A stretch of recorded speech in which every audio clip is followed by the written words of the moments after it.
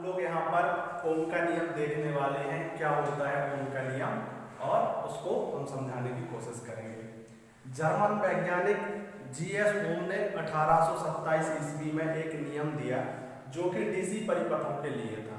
इसमें आपको वैज्ञानिक का नाम याद रखना है, कभी कभी 3-4 वैज्ञानिकों के नाम दे देते हैं, ठीक। तो कौन है? जीएस ओम, यह नाम आपको याद रखना है। उन्होंने डीसी परिपथों के लिए एक नियम दिया और उसी को हम क्या बोलते हैं? ओम का नियम बोलते हैं। ओम के नियम में मुख्यतः हम 3 बिंदुओं पर बात करते हैं। पहला होता है हमारा विभवांतर, दूसरी होती है हमारी धारा और तीसरा होता है हमारा प्रतिरोध। थोड़ा सा इनके बारे में देख लेते हैं। आप लोग जानते हो कि विद्युत धारा क्या होती है? विद्युत धारा, दूसरा हो गया हमारा विभवांतर और तीसरा हो गया हमारा प्रतिरोध।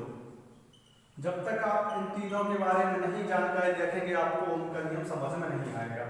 यदि हम विद्युत धारा की बात करें, इसको आई से दर्शाया जाता है, ठीक। और किस में मापा जाता है?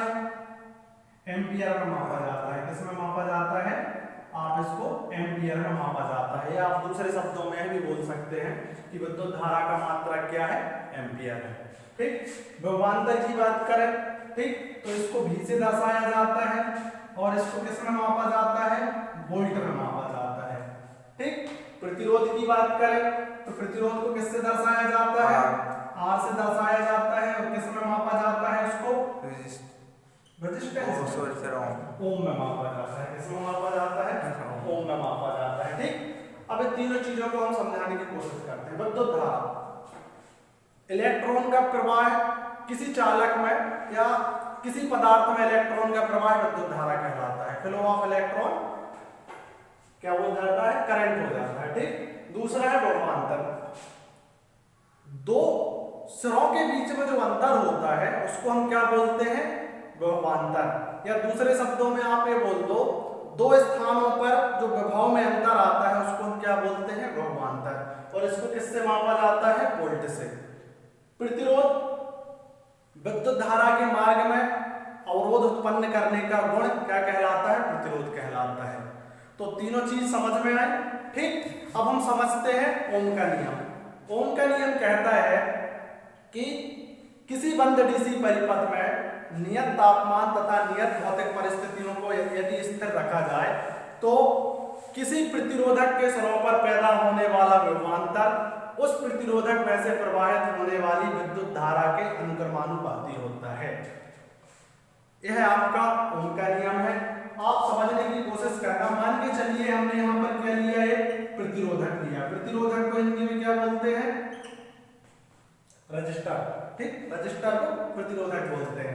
आपने क्या लिया? एक रजिस्टर लिया। अब इसके दो सिरे हैं, पहला सिरा ये है, दूसरा सिरा ये है, ठीक। परिपथ क्या रहेगा? बंद रहेगा। और कौन सा परिपथ रहेगा? डीसी परिपथ रहेगा। तो हम इसमें क्या लगाएंगे?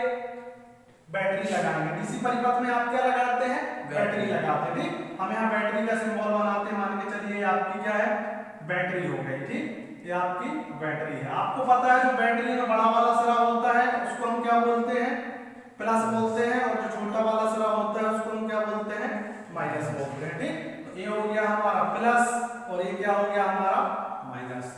यहाँ तक किसी को कोई प्रॉब्लम नहीं, ठीक।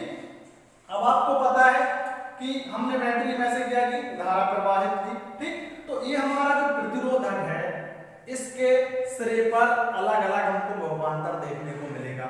मान के चलिए इस सिरे पर हमारा अभी जो विभवांतर का मान है वह कितना है? 5 वोल्ट है। कितना है?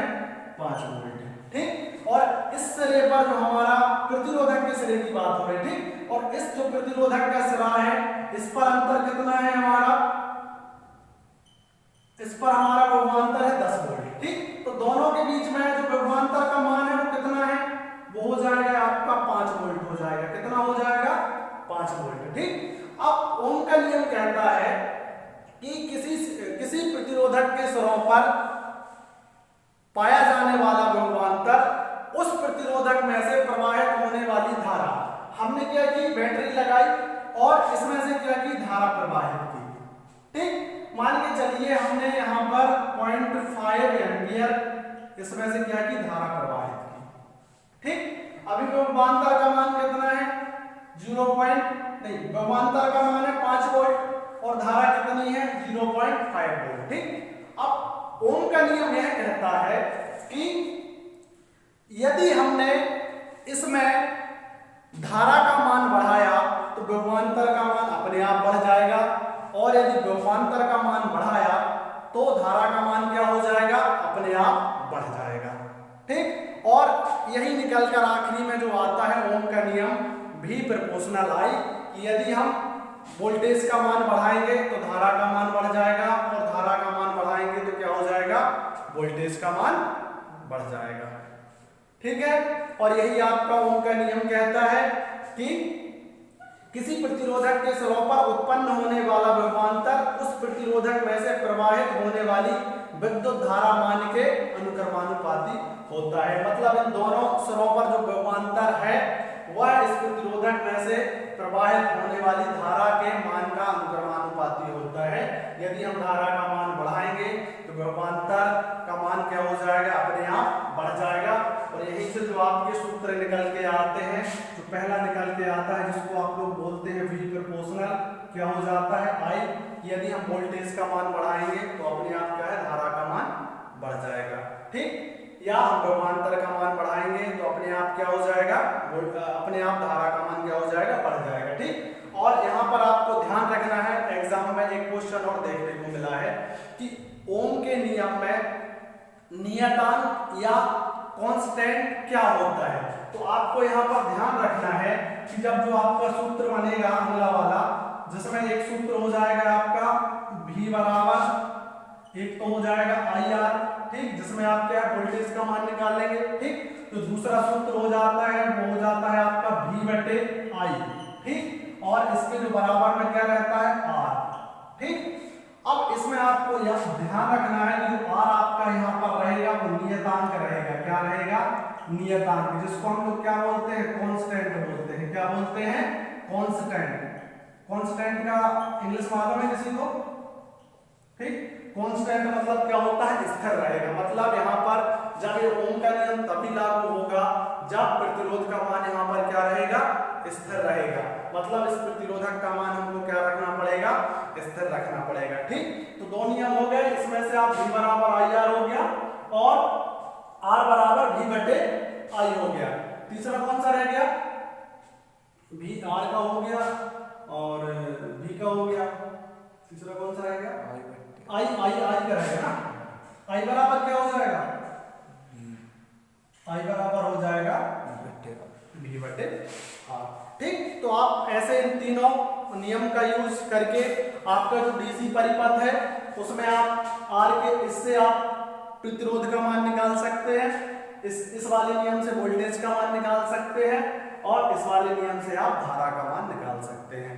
यह आपका ओम का नियम है। लेकिन इसमें आपको याद रखना है कि यदि आपको वोल्टेज का नियम निकालना है, वोल्टेज का मान निकालना है, तो आपको धारा और प्रतिरोध की वैल्यू ज्ञात होना चाहिए, और यदि करंट निकालना है तो आपको वोल्टेज और प्रतिरोध ज्ञात होना चाहिए। तो समझ में आया ओम का नियम। ठीक है, क्या होता है,